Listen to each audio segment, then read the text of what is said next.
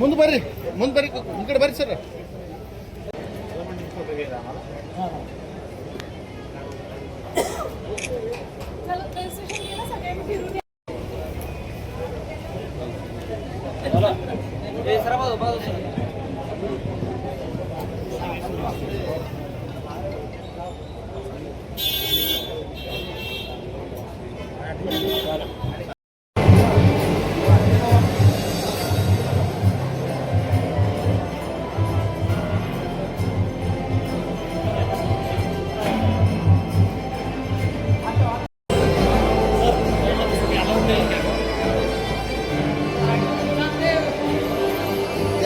Side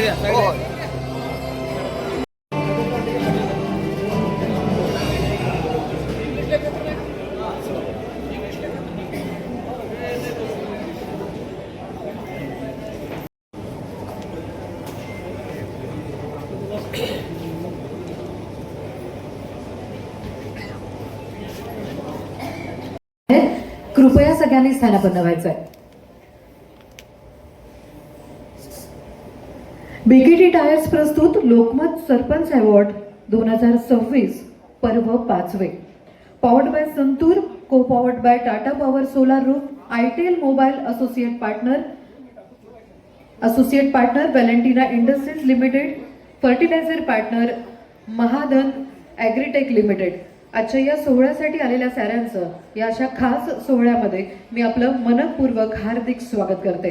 Lokmat sarpanch award 2026 पर्व 5व्याला आपण सुरुवात करीत आहोत आणि आजच्या या सोहळ्यासाठी उपस्थित असलेल्या सर्व मान्यवरांचं, सर्व पाहुण्यांचं, सर्व सरपंचांचं आजच्या या सोहळ्यामध्ये मनपूर्वक हार्दिक स्वागत. कार्यक्रमाची सुरुवात करतोय. मला वाटतं जरा जोरदार टाळ्यांनी आपण कार्यक्रमाची सुरुवात करूया.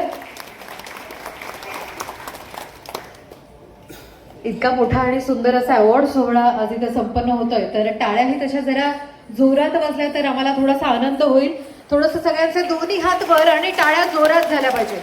हात वर सगळ्यांचे हात वर आणि टाळ्या जोरात झाल्या पाहिजेत. आणखी जोरात.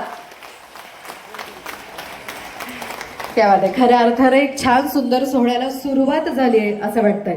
शहराच्या झगमगाट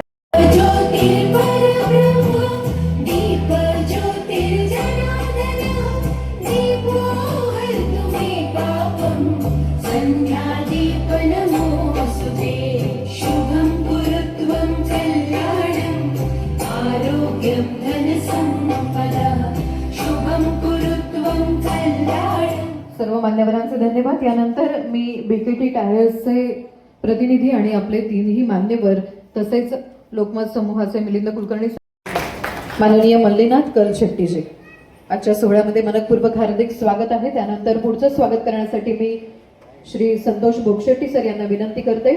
मुख्य कार्यकारी अधिकारी जिल्हा परिषद सोलापूर माननीय कुशल जैन सर यांचं आजच्या सोहळ्याच्या प्रसंगी मनपूर्वक हार्दिक स्वागत. टाळ्या जरा जोरदार झाल्या पाहिजे.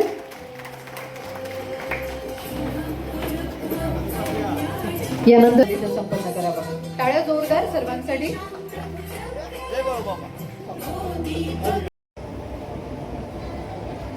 जून महिन्यामध्ये थोड्या उकाड्यामध्ये आपण सगळे आपापल्या गावातनं आले. पहिल्यांदा तुमचं सगळ्यांचं मनपूर्वक स्वागत.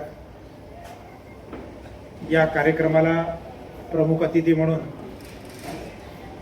आपले सोलापूरचे भूमिपुत्र आणि यशदाचे उपमहासंचालक कलशेट्टी सर, जिल्हा परिषदेचे CEO जैन सर, आपण ज्यांना नेहमीच ओळखतात आपल्या कोठारी पाईपचे किरण भाई, लोकमतच्या या सरपंच अवॉर्डचे प्रायोजक, सर्व प्रायोजक जे आमच्या सोबत सुरुवातीपासून आहे त्या सगळ्यांचं मनपूर्वक स्वागत करतो.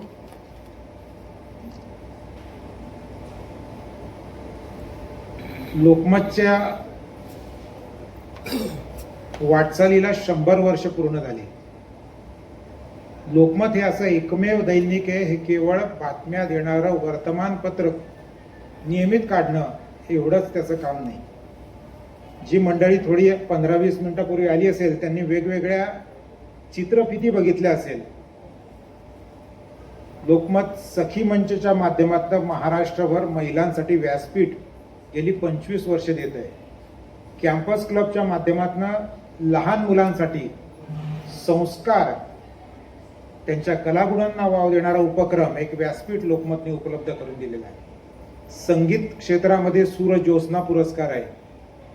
महाराष्ट्रीयन ऑफ द इयर, महाराष्ट्राच्या वेगवेगळ्या क्षेत्रात काम करणारी मंडळी, मग ते IAS आहेत, IPS आहेत, कला, चित्रपट, शिक्षण, आरोग्य, वैद्यकीय अशा वेगवेगळ्या क्षेत्रातल्या मंडळींचे परीक्षकांमार्फत निवड करून त्यांचा आपण मुंबईमध्ये गेल्या 10 वर्षापासून महाराष्ट्रीयन ऑफ द इयर चा पुरस्कार देऊन सन्मान करतो. आपण ज्यांना लोकप्रतिनिधी म्हणून पाठवलंय त्या आमदार आणि खासदारांचं सुद्धा परीक्षण करून उत्कृष्ट आमदार, उत्कृष्ट खासदार म्हणून आपण मुंबई आणि दिल्लीमध्ये पुरस्कार सोहळा करत असतो. हा पुरस्कार सोहळा करण्यामागचा उद्देश असा आहे की आपल्याच लोकांचा, जे चांगलं काम करतात त्यांच्या पाठीवर कौतुकाची थाप ही जो लोकांचा आवाज आहे त्या लोकमतने द्यावी, म्हणजे आपण सगळ्यांनी द्यावी, समाजाने द्यावी, हा त्यामागचा उद्देश आहे. आणि याच्यातला पंचायत राज व्यवस्थेतला शेवटचा घटक जो आहे तो सरपंच. मला आठवतं आपले लाडके मुख्यमंत्री होते स्वर्गीय विलासराव देशमुख, ते म्हणाले होते आमदार बनणं सोपं आहे पण सरपंच बनणं सोपं नाही. आपण सगळे या सगळ्या प्रक्रियेतनं गेलेले आहात. आता तर लोकनियुक्त सरपंच आहे. आमदारापेक्षा कठीण काम आहे, खासदारापेक्षा तर आणखी कठीण. खासदार तर 6 मतदारसंघातनं निवडून येतो, पण आपल्याला गल्ली बोळातलं, भावकीचं, सगळ्या राजकारणावर मात करून आपल्याला निवडून आलेले आहात. तर आपल्याच कामगिरीसाठी खरं म्हणजे टाळ्या वाजवून आपण एक सत्कार केला पाहिजे की लोकांनी आपण करीत असलेलं काम, मग आपण पहिल्यांदा निवडून आले असाल, दुसऱ्यांदा असाल, पण आपण आपल्या शेतीमध्ये असेल, व्यवसायात असेल, उद्योगात असेल, नोकरीत असेल, कोणी ज्या महिला 50% महिला आहे ज्यांनी घर चांगलं चालवलंय, ज्यांची मुलं चांगलं काम करतायत, शिकतायत, तर त्या आपल्या कामाची पोचपावती जनतेने आपल्याला, आपल्या गावकऱ्यांनी आपल्याला दिलेली आहे की आपल्याला लोकनियुक्त सरपंच म्हणून निवडून दिलेलं आहे. आणि मग लोकमतने असं ठरवलं की या 1100 गावं आपल्याकडचे आहेत सोलापूर जिल्ह्यातले, तर यातल्या 14 उत्कृष्ट लोकांना आपल्याला निवडायचं आहे. इथे सगळे परीक्षक बसलेले आहेत, त्यांची नावं पण आम्ही टाकली होती. या परीक्षकांनी 14 कॅटेगरी निवडल्या.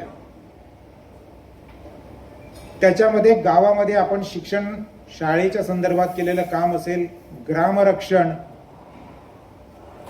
स्वच्छता, सौर ऊर्जा, इथे टाटा आपल्या सोबत आहे प्रायोजक, सौर ऊर्जा क्षेत्रात आपण केलेलं काम असेल, जलसंधारण आहे, स्वच्छता. कलशेट्टी सर ज्याचे खरं म्हणजे ब्रँड अँबॅसेडर आहे संपूर्ण महाराष्ट्राचे. मला त्यांनी पहिला प्रश्न जेव्हा आम्ही त्यांना प्रमुख अतिथी म्हणून विचारलं, बाबा रे कोण आहे, म्हटलं सर आता तुम्ही तिथे आल्यावरच कळेल. ते म्हणजे मला सगळी गावं माहिती आहे. ही 10 गावं त्यांनी तर मला तोंडपाठ सांगितलं की 10 गावांपैकी कोणीतरी एक असेल. म्हणजे माझी त्यांची ओळख नंदुरबारला ते जिल्हाधिकारी होते तेव्हापासून. मी जळगावचा आहे, थोडं भाषेवरून तुमच्या लक्षात आलं असेल. तर तिथले जिल्हाधिकारी म्हणून कलशेट्टी सर हा आदिवासी तालुका जिल्हा आहे, संपूर्ण 100% आदिवासी आकांक्षित जिल्हा. आणि त्या ठिकाणी कलशेट्टी सरांनी जे काम केलंय ते मी जवळून बघितलेलं आहे. आणि आता तर यशदाच्या माध्यमातून संपूर्ण महाराष्ट्र त्यांचं कार्यक्षेत्र आहे. तर अशा वेगवेगळ्या क्षेत्रात काम करणाऱ्या 14 सरपंचांची निवड आमच्या तज्ज्ञ अभ्यासू परीक्षकांनी केली. किती वेळ मीटिंग चालली ते आम्ही तर तिथून उठून गेलो, आम्ही स्वागत केलं आणि सगळ्या प्रस्ताव जे होते 200 प्रस्ताव, जैन सर 200 लोगों के प्रस्ताव हमारे पास आए थे बहुत नंतर बाहेर येऊन त्यांनी आम्हाला सांगितलं फार टफ कॉम्पिटिशन होती, निवडणं सोपं नव्हतं. आणि मित्रांनो एक निश्चित की पुन्हा आपण याच्यामध्ये सगळ्या नावांचं पोलीस व्हेरिफिकेशन सुद्धा केलेलं आहे की कुठेही कोणावर गुन्हा नको. गुन्हा आपल्याला ते माहीत नसतं कारण कोणी नमूद करत नाही आपल्या त्याच्यात नव्हते त्या अर्जामध्ये. पण आपण निष्पक्षपणे, निरपेक्षपणे, पारदर्शकपणे ही सगळी प्रक्रिया पार पडलेली आहे. त्यामुळे खरं म्हणजे या सगळ्या 14 लोकांचं आणि त्यांच्या सन्मानासाठी, त्यांना कौतुक करण्यासाठी आपण जे मोठ्या संख्येने उपस्थित आहे आपल्या सगळ्यांचं पुन्हा एकदा आपण टाळ्या वाजवून स्वागत करूया आणि अभिनंदन करूया. धन्यवाद.